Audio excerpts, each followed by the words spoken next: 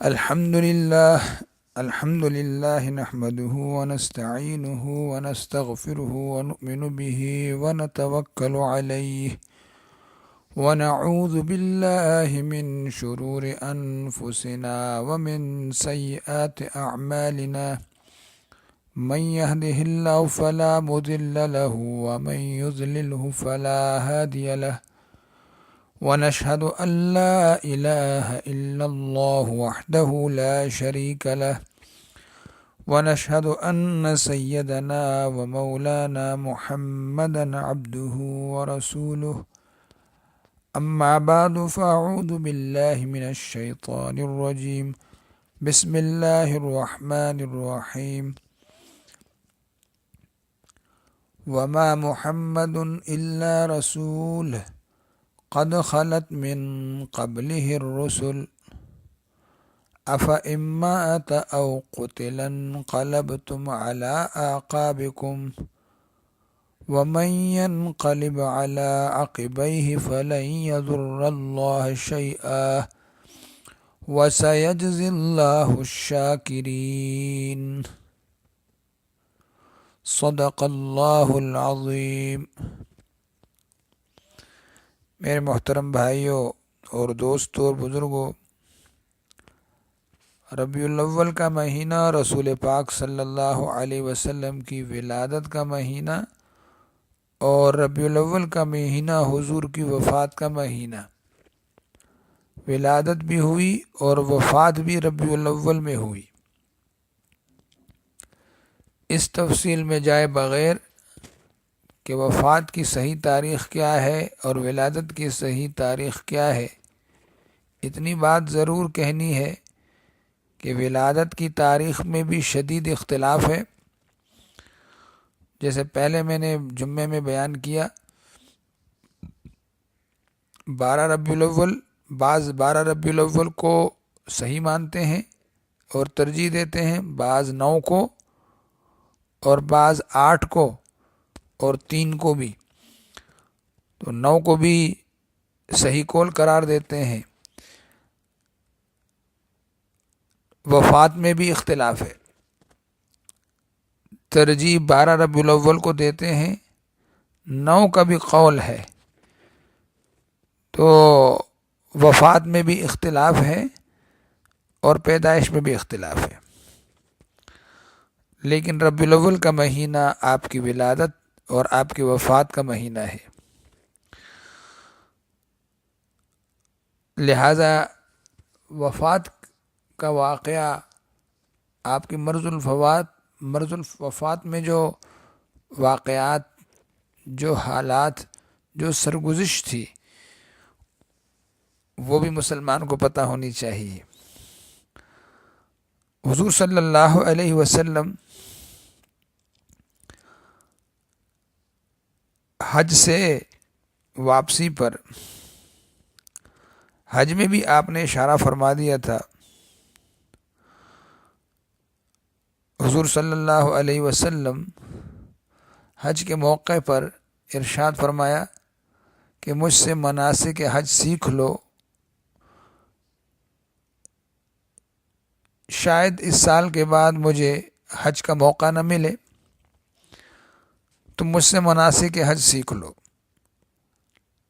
اور پھر دنیا نے دیکھا کہ اس حج کے بعد 3 ماہ بعد آپ کا انتقال ہوا۔ طواف وداع کرنے کے بعد واپسی پر غدیر خم ایک جگہ ہے، ایک مقام ہے، وہاں پر صحابہ سے خطاب فرمایا کہ اے لوگو، میں بھی تمہاری طرح انسان ہوں، ممکن ہے جلد اللہ کی طرف سے بلاوا آ جائے اور میں اس کو قبول کر لوں۔ میں بھی اللہ کے سامنے جواب دہ ہوں اور تم بھی اللہ کے سامنے جواب دہ ہو، اب تم کیا کہتے ہو؟ تو صحابہ نے عرض کیا، ہم گواہی دیتے ہیں یا رسول اللہ، انک بلغت الرسالہ وادیت الامانہ ونصحت الامہ، کہ آپ نے رسالت کا حق ادا کر دیا، امانت ادا کر دی، نصیحت امت کو کر دی۔ ایک دن آپ نے مسجد نبوی میں سب کو جمع کیا اور ان کو خوب دعائیں دی۔ عبداللہ ابن مسعود رضی اللہ تعالیٰ عنہ فرماتے ہیں کہ آپ نے ہمیں اپنے مرض الوفات میں طلب فرمایا اور اپنے وفات کے قریب ہونے کی خبر دی، اور پھر فرمایا کہ اللہ تعالیٰ تمہیں خوش رکھے اور تمہیں ہدایت پر رکھے، اور اللہ تمہاری مدد کرے، اللہ تمہاری حفاظت کرے۔ بہت ساری دعائیں دی۔ پھر فرمایا میں تمہیں تقوی اختیار کرنے کی وصیت کرتا ہوں اور تمہیں اللہ کے سپرد کرتا ہوں۔ حضور صلی اللہ علیہ وسلم نے صحابہ کو تقوی کی وصیت فرمائی اور یہ ارشاد فرمایا کہ دیکھو، اللہ کی زمین پر اللہ کے بندوں کے ساتھ تکبر نہ کرنا، زیادتی نہ کرنا، اور یہ جو آیت ہے یہ تمہارے پیش نظر رہے، آنکھوں کے سامنے رہے، نگاہ میں رہے، دھیان میں رہے۔ تِلْكَ الدَّارُ الْآخِرَةُ نَجْعَلُهَا لِلَّذِينَ لَا يُرِيدُونَ عُلُوًّا فِي الْأَرْضِ وَلَا فَسَادًا وَالْعَاقِبَةُ لِلْمُتَّقِينَ۔ یہ جو جنت کا گھر ہے یہ ہم نے ان لوگوں کے لیے بنا رکھا ہے کہ جو دنیا میں تکبر نہیں کرتے، جو دنیا میں تکبر نہیں کرتے، فساد نہیں مچاتے، لوگوں کے ساتھ تکبر نہیں کرتے اور فساد نہیں مچاتے۔ متقیوں کا انجام اچھا ہے، پرہیزگاری کا انجام اچھا ہے۔ رسول پاک صلی اللہ علیہ وسلم مدینہ داخل ہوئے تو حضرت عائشہ رضی اللہ تعالیٰ عنہ فرماتی ہیں کہ میں اکثر رسول اللہ صلی اللہ علیہ وسلم سے سنا کرتی تھی کہ اللہ تعالیٰ ہر نبی کو ان کے انتقال سے پہلے دنیا میں رہنے یا جنت میں تشریف لے جانے کے بارے میں اختیار دیتا ہے، دنیا کو چنے یا پھر آخرت کو۔ تو جو آخری بات جو حضور صلی اللہ علیہ وسلم سے میں نے سنی وہ یہی تھی کہ آپ فرمایا کرتے تھے بل الرفیق الاعلیٰ من الجنت۔ حضرت عائشہ فرماتی ہیں کہ میں سمجھ گئی کہ یہ حضور صلی اللہ علیہ وسلم کو اختیار دے دیا گیا ہے۔ جب آپ کہتے تھے بل الرفیق الاعلیٰ، بل بالرفیق الاعلیٰ من الجنہ، نہیں کسی کی رفاقت نہیں چاہیے، اب صرف اوپر والے کی رفاقت چاہیے جنت میں۔ تو عائشہ فرماتی ہیں کہ میں سمجھ گئی کہ حضور صلی اللہ علیہ وسلم کو یہ وہی اختیار دیا گیا ہے۔ حضور صلی اللہ علیہ وسلم کی جو علالت کی ابتدا ہے اس کے بارے میں ہے کہ ماہ سفر کا مہینہ تھا، بالکل اس کے آخری ایام تھے، 28 تاریخ 29 تاریخ، بالکل آخری 1-2 دن کی بات ہے کہ ایک رات جنت البقیع تشریف لے گئے، وہاں اہل بقیع کے لیے خوب دعائیں کی۔ وہاں سے واپسی پر صبح کو سر کا درد شروع ہوا، یا واپسی پر راستے میں سر کا درد شروع ہوا۔ حضرت عائشہ فرماتی ہیں کہ جس وقت حضور صلی اللہ علیہ وسلم بقیع سے واپس تشریف لائے، جنت البقیع سے، تو میرے سر میں درد تھا اور میں کہہ رہی تھی وارأسا، ہائے میرا سر۔ حضور صلی اللہ علیہ وسلم نے فرمایا عائشہ اللہ کی قسم میرے سر میں بھی درد ہے۔ تو پھر فرمایا اے عائشہ اگر تم مجھ سے پہلے مر جاؤ گی تو تمہارا کوئی نقصان نہیں، کوئی حرج نہیں، میں کھڑے ہو کر تم کو کفن دوں گا اور جنازہ بھی تمہارا پڑھوں گا، کفن بھی میں دوں گا۔ تو عائشہ فرماتی ہیں کہ میں نے کہا اللہ کی قسم، اگر ایسا ہوا میں پہلے مر گئی تو پھر آپ اپنی بیویوں میں سے کسی بیوی کو لا کر میرے گھر میں رکھیں گے اور خوب مزے کریں گے۔ حضور صلی اللہ علیہ وسلم حضرت عائشہ کی اس بات پر ہنس پڑے۔ میاں بیوی میں جو محبت کا تعلق ہوتا ہے اور آپ کا سر کا درد جو ہے وہ شروع ہوا، یہ آپ کی مرض الوفات کی ابتدا تھی۔ حضرت عائشہ فرماتی ہیں کہ علالت کی حالت میں جب آپ بیمار تھے تو آپ کی جب طبیعت زیادہ خراب ہوئی، اس وقت آپ میمونہ کے گھر تھے۔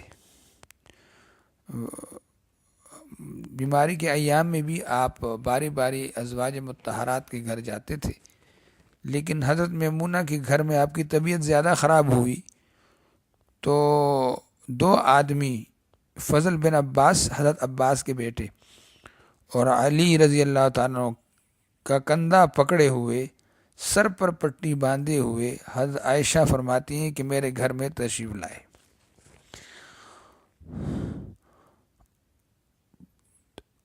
اور مقیم ہو گئے۔ تمام ازواج مطہرات نے اجازت دے دی کہ اب یہ یہیں مستقل قیام کریں۔ حضرت عائشہ فرماتی ہیں کہ جب آپ بیمار ہوتے تھے تو یہ دعا پڑھ کر اپنے ہاتھوں پر دم کر کے جسم اطہر پر پھیر لیتے تھے۔ اذهب البأس یا اذهب البأس رب الناس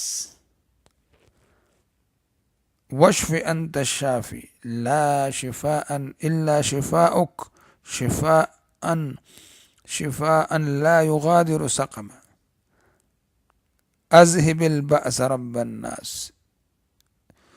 تکلیف کو دور کرنے والے، اے انسانوں کے رب، شفا دینے والے، تکلیف کو دور ہٹانے والے، تو تکلیف کو ہٹا دے اور ایسی شفا جو بیماری اور تکلیف کو نہ چھوڑے، ایسی شفا عطا فرما۔ بے شک شفا صرف تو ہی دے سکتا ہے، لہذا ایسی شفا دے دے کہ پھر وہ بیماری کو، تکلیف کو نہ چھوڑے۔ حضرت عائشہ فرماتی ہیں کہ یہ دعا آپ پڑھ کر اپنے ہاتھوں پہ دم کر کے جسم پر پھیرتے تھے، تو میں نے مرض الوفات کے دنوں میں یہ دعا پڑھی، آپ کے ہاتھوں پر دم کی، آپ کے جسم پر آپ کے ہاتھوں کو پھیرنا چاہا تو آپ صلی اللہ علیہ وسلم نے اپنے ہاتھ ہٹا لیے، پیچھے کر لیے اور یہ دعا فرمائی، اللہم اغفر لی والحقنی بالرفیق الاعلی۔ یعنی آپ نے صحت یابی کی طرف رجوع نہیں کیا اور یہ فرمایا، اے اللہ تو معاف فرما دے، مغفرت فرما دے اور مجھے اپنی رفاقت عطا فرما۔ ابو سعید خدری رضی اللہ تعالیٰ عنہ فرماتے ہیں کہ آپ صلی اللہ علیہ وسلم کے سر پہ رومال بندھا ہوا تھا، میں نے ہاتھ لگایا تو وہ اس قدر جل رہا تھا کہ ہاتھ کو برداشت نہیں ہوتی تھی۔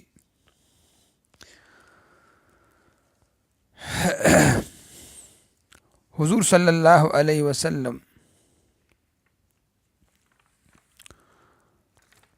تقریباً 13 دن بیمار رہے، 13 دن، پھر دنیا سے رحلت فرما گئے۔ آپ کے انتقال سے 5 دن پہلے،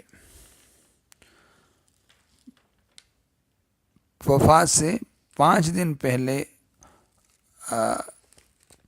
پتھر کے ایک ٹب میں بیٹھ گئے اور سر مبارک پر پانی کی 7 مشکیں ڈلوائیں، مختلف کنویں سے پانی منگوایا تھا، 7 مشکیں ڈلوائی تو بخار کی شدت میں کچھ کمی آئی۔ کچھ تسکین سی پیدا ہو گئی، مسجد میں تشریف لائے، فرمایا مسلمانوں تم سے پہلے ایک قوم گزر چکی ہے جس نے انبیاء، صلحاء، ان کی قبروں کو مسجد سجدہ گاہ بنایا، عبادت کی جگہ بنایا۔ تم ایسا نہ کرنا، میری قبر کو میرے بعد وہ قبر نہ بنا دینا کہ اس کی پوجا شروع ہو جائے۔ فرمایا وہ قوم اللہ کے قہر میں، غصے میں آ جاتی ہے جو نبیوں کی قبروں کو سجدے کی جگہ بنا دے، سجدہ گاہ بنا دے۔ اللہ تعالیٰ نے مجھے روکا ہے، میں اس لیے تم کو منع کرتا ہوں، میں تمہیں روک رہا ہوں کہ میری قبر کو سجدہ گاہ نہ بنانا۔ اس کے بعد فرمایا دیکھو اللہ تعالیٰ نے اپنے ایک بندے کو اختیار دیا کہ وہ دنیا اور جو کچھ اس میں ہے اس کو قبول کر لے یا پھر آخرت کو قبول کر لے، مگر اس بندے نے آخرت کو چن لیا ہے۔ یہ سن کر ابوبکر صدیق رضی اللہ عنہ رو پڑے، کہا یا رسول اللہ ہمارے ماں باپ آپ پر قربان، ہماری جانیں اور ہمارے مال آپ پر قربان۔ اب لوگوں نے تعجب سے دیکھا ابو بکر کو کہ حضور علیہ السلام تو ایک شخص کی وجہ کی بات بتا رہے ہیں، اس میں رونے کی کیا بات ہے؟ لیکن اصل میں حضور صلی اللہ علیہ وسلم کی بات کو ابو بکر رضی اللہ عنہ سمجھ چکے کہ وہ اپنے بارے میں کہہ رہے ہیں، کہ حضور اپنے بارے میں بتا رہے ہیں۔ حضور صلی اللہ علیہ وسلم نے ابو بکر رضی اللہ عنہ کو روتے دیکھا تو فرمایا لوگوں ساتھ دینے کے اعتبار سے اور اپنی دولت خرچ کرنے کے اعتبار سے، میرا ساتھ دینے کے اعتبار سے اور اپنی دولت خرچ کرنے کے اعتبار سے جس شخص کا مجھ پر سب سے زیادہ احسان ہے وہ ابو بکر ہیں۔ لہذا جو مسجد سے ملے ہوئے دروازے ہیں سب بند کر دیے جائیں سوائے ابو بکر کے دروازے کا، وہ کھلا رہنے دیا جائے۔ حضرت عباس نے عرض کیا یا رسول اللہ یہ کیا بات ہے؟ ابو بکر کا دروازہ تو کھلا رہنے دیا اور باقی کے بند کروا دیے۔ فرمایا عباس نہ میں نے اپنے حکم سے کھلوائے اور نہ اپنے حکم سے بند کروائے، اللہ کا حکم ہے۔ مدینہ کے جو انصار تھے، انصار مدینہ، وہ حضور صلی اللہ علیہ وسلم کی بیماری کے زمانے میں برابر رو رہے تھے۔ حضرت ابوبکر اور حضرت عباس وہاں سے گزرے تو انہوں نے انصار کو روتے دیکھا تو پوچھا کہ کیا بات ہے؟ تو انصار کہنے لگے کہ ہمیں حضور کی صحبتیں یاد آ رہی ہیں، آپ کی مجلس، آپ کی باتیں یاد آ رہی ہیں، کیونکہ آپ کا ممبر تو خالی ہو چکا تھا کئی دن سے۔ تو انصار مدینہ حضور کی صحبتوں کو یاد کر کے رو رہے تھے۔ آپ کو پتہ چلا آپ صلی اللہ علیہ وسلم کو، تو آپ نے فرمایا لوگوں انصار میرے جسم کا کپڑا، میرے جسم کے کپڑا اور میرے سفر کا توشہ ہے، میری جو زندگی، سفر زندگی ہے اس کا توشہ ہے انصار، میرے جسم کا کپڑا ہے۔ انہوں نے اپنے فرائض پورے کیے ہیں، ان کے حقوق باقی ہیں، اور جو بھی امت کا متولی ہو، امت کے نفع نقصان کا مالک ہو، تو اس کا فرض ہے کہ وہ انصار کا خیال رکھے۔ اگر کوئی ان میں سے کسی سے غلطی ہو جائے تو اسے درگزر کرے، معاف کرے۔ اور ساتھ ہی آپ نے حضرت اسامہ کو بلایا اور ان کو لشکر روم پر حملہ کرنے کے لیے بھیجنے کا حکم دیا اسامہ کو۔ حضرت اسامہ رضی اللہ تعالیٰ عنہ لشکر لے کے نکلے، مدینہ منورہ سے باہر لشکر نے پڑاؤ ڈالا۔ اس پر لشکر پر بعض نے اعتراض بھی کیا کہ نوجوان آدمی کو بڑے بڑے تجربہ کار پرانے صحابہ پر امیر بنا دیا۔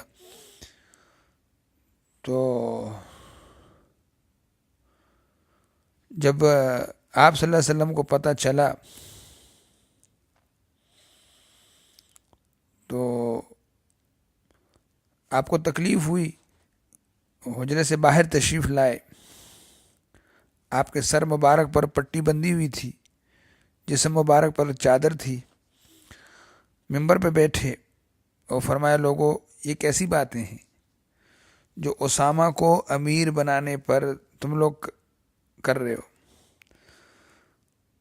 تم نے اس سے پہلے ان کے والد جو تھے زید بن حارثہ، ان کے امیر بننے پر بھی تم نے اعتراض کیا تھا۔ حالانکہ اللہ کی قسم وہ بھی امیر بننے کے موزوں ترین آدمی تھے، اور ان کا بیٹا اسامہ بھی تجربہ کار اور موزوں ترین آدمی ہے۔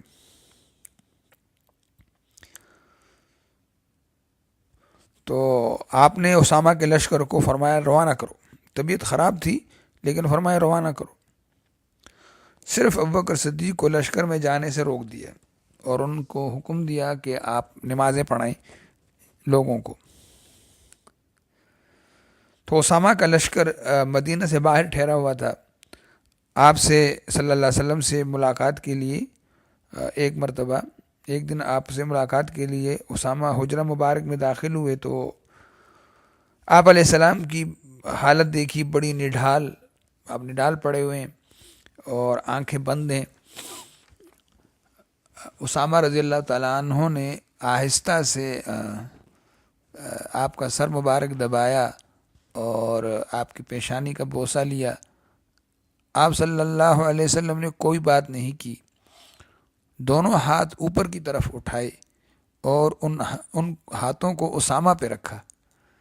تو اسامہ سمجھ گئے کہ آپ صلی اللہ علیہ وسلم دعا دے رہے ہیں۔ اسامہ واپس پھر تشریف لے آئے اپنے لشکر میں۔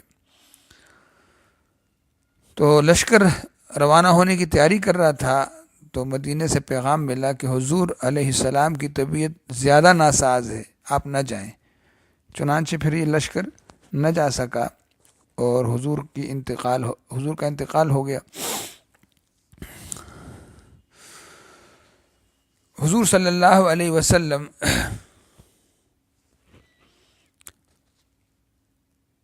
اہل بیت کی طرف متوجہ ہوئے، اسامہ کے لشکر کو روانہ کرنے کا حکم دیا اور پھر اہل بیت کی طرف متوجہ ہوئے اور فاطمہ سے کہا، اپنی بیٹی سے، اور اپنی پھپھی صفیہ سے کہا، اے اللہ کے رسول کی بیٹی، اے رسول اللہ کی بیٹی فاطمہ، اور اے پیغمبر خدا کی پھپھی صفیہ، اللہ کے ہاں کے لیے کچھ کر لو، میں تمہیں اللہ کی گرفت سے نہیں بچا سکتا۔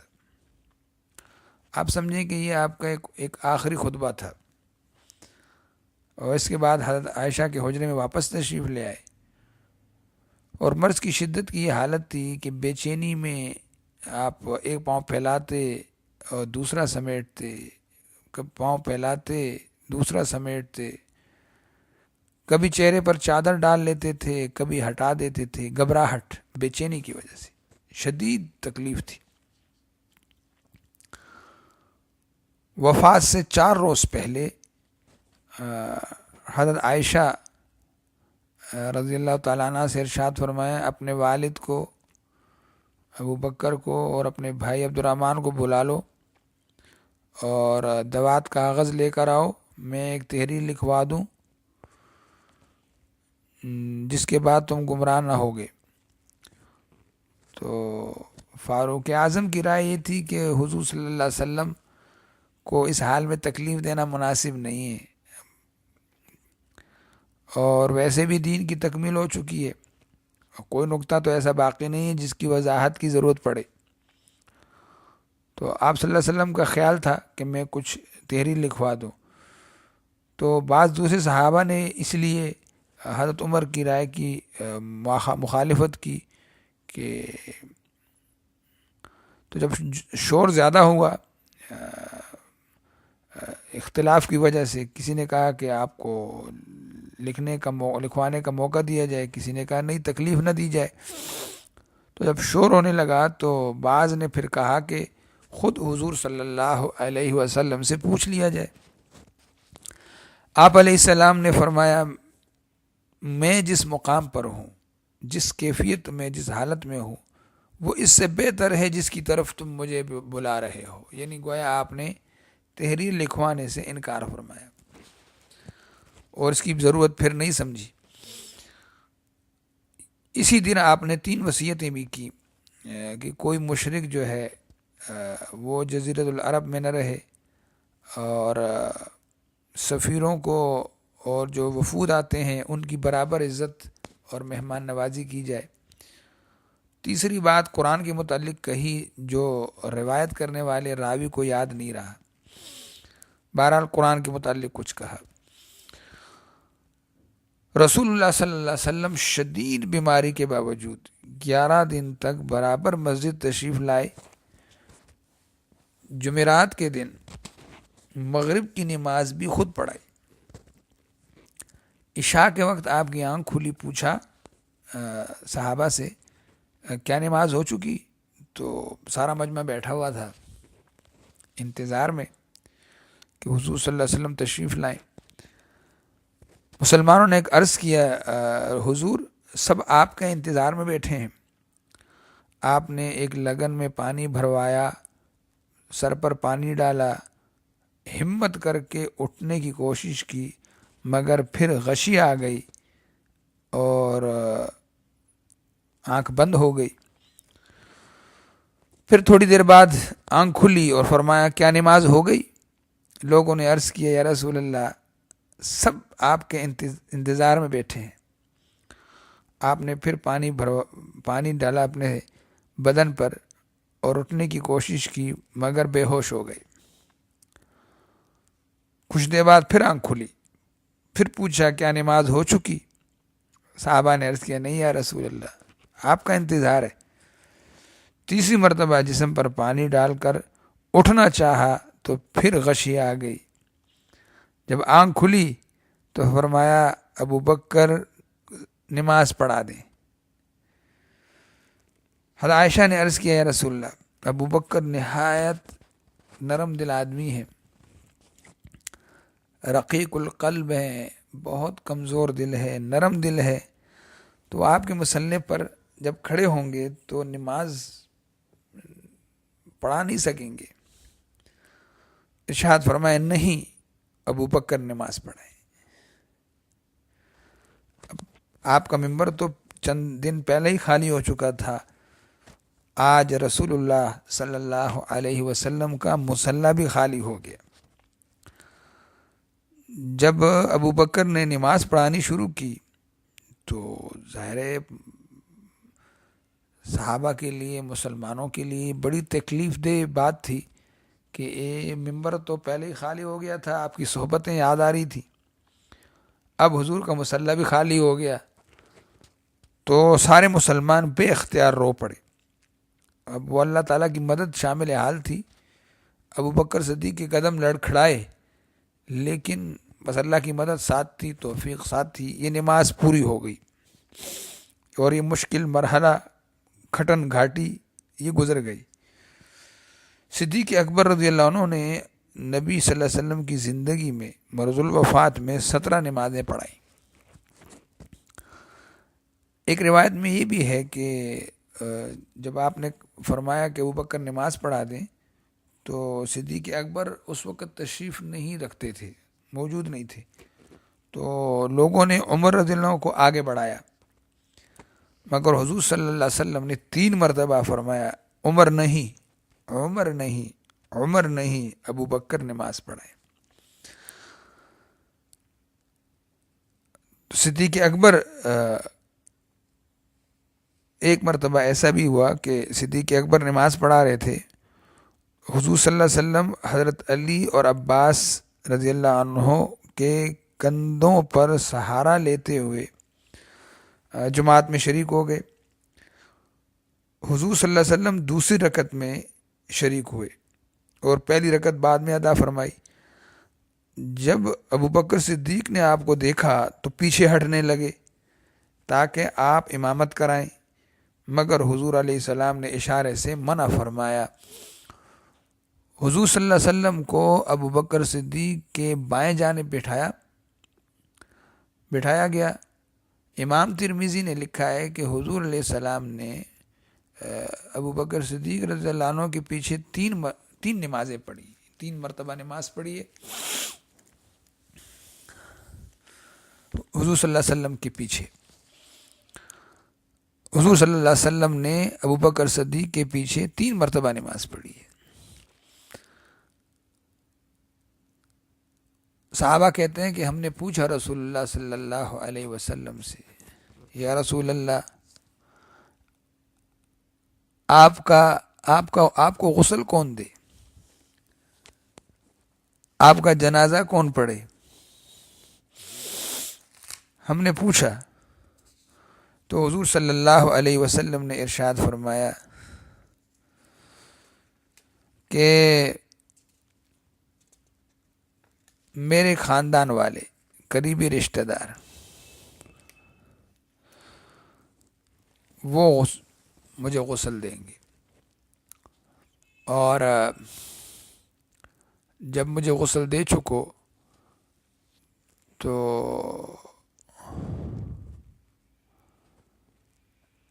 کفن پہنانے کے بعد تم باہر چلے جانا، حجرے سے باہر۔ تو سب سے پہلے میرا جنازہ جبریل پڑھیں گے فرشتوں کی جماعت کے ساتھ، اور اس کے بعد میکائیل فرشتوں کے لشکر کے ساتھ، پھر اسرافیل فرشتوں کے لشکر کے ساتھ، اور پھر ملک الموت اپنے لشکر کے ساتھ میری نماز جنازہ پڑھیں گے۔ اس کے بعد میرے گھر کے مرد، عورتیں اور پھر بچے گروہ کے گروہ جماعتیں بن کر تم حجرے میں داخل ہونا۔ جتنی حجرے میں گنجائش تھی اتنے ہی جماعتیں، ایک جماعت آتی اور وہ آپ پر درود و سلام کہتی۔ انشاءاللہ جنازے کا ذکر بعد میں کروں گا، لیکن صحابہ نے پوچھا تھا کہ آپ کا جنازہ کیسے پڑھیں، آپ کو غسل کون دے؟ اس پر آپ نے فرمایا کہ پہلے فرشتے پڑھیں گے، 4 فرشتے لشکروں کے ساتھ، اپنے اپنے لشکروں کے ساتھ، پھر میرے رشتہ دار مرد پڑھیں گے، عورتیں پڑھیں گی، بچے پڑھیں گے۔ تم سب مرد جو ہے وہ حجرے میں گنجائش کے بقدر جماعتیں بن کر آنا اور درود پڑھنا۔ رسول پاک صلی اللہ علیہ وسلم کے جنازے میں صرف درود پڑھا جاتا، درود و سلام۔ آپ پر درود و سلام پڑھتے اور باہر نکلتے۔